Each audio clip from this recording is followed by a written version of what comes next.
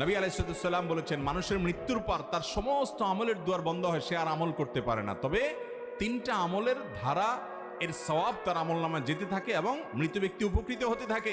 এর ভিতরে একটা হলো নেককার সন্তান দুনিয়াতে যদি বাবার জন্য দোয়া করে, তাহলে আগে নেককার হতে হবে, সন্তানকে নামাজি হতে হবে, রোজাদার হতে হবে, পাপাচার পরিত্যাগকারী হতে হবে।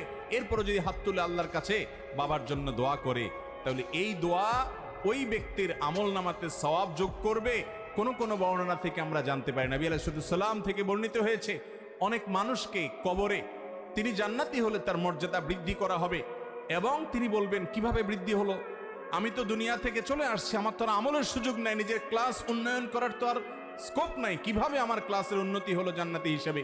তখন বলা হবে, তোমার সন্তান দুনিয়াতে যে নেককার রেখে আসছো, সে যে নেক আমল করেছে, তোমার জন্য দোয়া করেছে, ওই জন্য আল্লাহ তাআলা তোমার মর্যাদা বৃদ্ধি করেছে। এই জন্য বাবা মার কবরে